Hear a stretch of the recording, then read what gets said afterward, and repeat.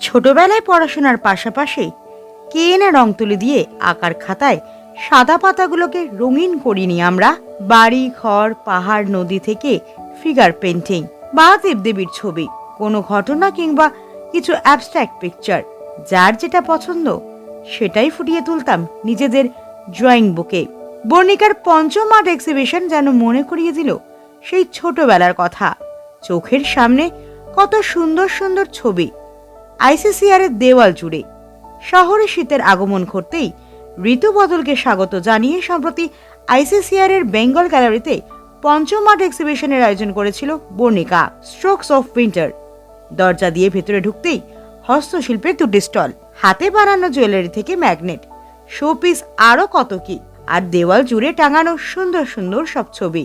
আর ছবির মাঝে আকর্ষণের কেন্দ্রবিন্দুতে ছিল কিছু সরা পট পেন্টিং। যারা করেন তারা এভাবেই বাঁচিয়ে রেখেছেন বাংলার ঐতিহ্য, মাটির দ্রৌপদী। ছুটির স্টোরির ক্যামেরায় ধরা পড়েছে সেই সবকিছুই। আমরা কথা বলেছিলাম শিল্পীদের সঙ্গে। ছবিগুলো সম্পর্কে বলতে এটা একটা রাধাকৃষ্ণর আর্ট আছে, ঠিক আছে, আর এটা মিডিউসা আছে। মিডিউসা ইজ এ গ্রিক গডেস, ঠিক আছে। তো আমি এই আঁকাগুলো করি হচ্ছে পেন্সিল, পেন অ্যান্ড বিভিন্ন রকম চারকোল এসব দিয়েই করি। অন পেপারই আমার মিডিয়াম থাকে, ক্যানভাস আমি ইউজ করি না। একটু সরাগুলো সম্পর্কে জানবো যে কতদিন লাগছে এই সরাগুলো করতে? সাধারণত আমার এই বড় সরা 3 দিন লাগে, কারণ আমি প্রথমে ড্রয়িং করার পর যে রংটা দিই সেটা আমার একবার দিলে হয় না। আমাকে রংটার উপর নির্ভর করে, তার ডেন্সিটিটার উপর, যে আমি 2বার দেবো না 3বার দেবো। তো সব মিলিয়ে তারপর বার্নিশ তো পরে করি। 3 দিন লাগে একটা সরার পিছনে, ছোটটা আমার 2 দিন, ম্যাক্সিমাম 2 দিন। একটু বইগুলো সম্পর্কে জিজ্ঞেস করবো। এই বইটা অ্যাকচুয়ালি সরাই সৌরভ আমার বন্ধু সৌগতই প্রকাশ করলো। আমি চাইনি, মানে আমি নিজেকে মনে করি না আমার কাজ নিয়ে বই হতে পারে, কিন্তু অনেকেই বললো যে গাইডলাইনে থেকে হচ্ছে। আমার বাবা ননীগোপাল ঘোষ শান্তিনিকেতন অধ্যাপক ছিলেন, এবং বাবা যে সময় কাজ করতেন সেই সময় শান্তিনিকেতনে তো এত প্রচার প্রসার ছিল না, ফটোগ্রাফি সেরকম ভাবে সংগ্রহ করা হয়নি, না ডকুমেন্টেশন হয়নি। এবার এখন কথায় কথা আমি একে ফেসবুকে দিয়ে দিচ্ছি, লোকে জানছে। হ্যাঁ, এই একটা কালেকশন হিসেবে এটা এই বইটা হয়েছে। বেশ কিছু ছবি আছে এবং যারা আমার কর্মকাণ্ডের সাথে যুক্ত থেকেছেন বা দেখেছেন তারা লিখেছেন। এই ছবিটা তখন আমি প্রথম বলেছিল যে একটা এক্সিবিশন আঁকা দিতে, তখন বলেছিলাম কিছু একটা ঠাকুরের ছবি আঁকবো, আর কৃষ্ণ ঠাকুর একটা রিপ্রেজেন্টস অফ কামনেস, তখনই এটা আঁকার ভেবেছিলাম। এই ঘড়ির রং করা, এই যে বিষয়টা একটু বলো। সচরাচর দেখা যায় না এরকমটা। হ্যাঁ, এটা সচরাচর দেখা যায় না। আমি এটা নিজের মধ্যে থেকে ভেবে চিন্তে করেছি, কারণ আমি যেহেতু আমার মাধ্যমিক আছে সামনে, আর 2 মাসও বাকি নেই, সুতরাং আমি কম সময়ের মধ্যে কি করা যায় সেটা ভেবে চিন্তে এটা আমি করেছি। তাই কতদিন সময় লেগেছে? কতদিন বলতে মোটামুটি 1 সপ্তাহ লেগেছে দুটো কমপ্লিট করতে। আমি আঁকা বলতে আমি সেভাবে এখনো অবধি আঁকাঝোঁকা সেভাবে করে উঠি না, শখে পড়ে যেটুকুনি করা আর কি। এইটা আমার এটা নিয়ে আমার 3য়তম কাজ, আমার নিজস্ব এক্সিবিশন, তাই আমি এখানে ডিসপ্লে করছি।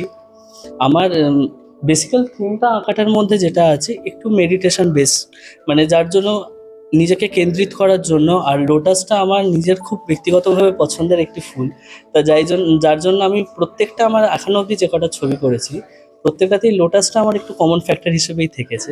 মোটামুটি আমি আঁকা শিখছি ছোটবেলা থেকে, সুব্রতদার কাছে। আমার জার্নি ক্লাস 9 থেকে, আর আমি নাও ক্লাস 11।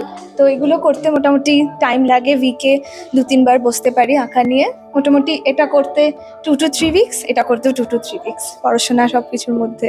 আমি একটা নিজের কল্পনা থেকে যে ছবিটা বানিয়েছি।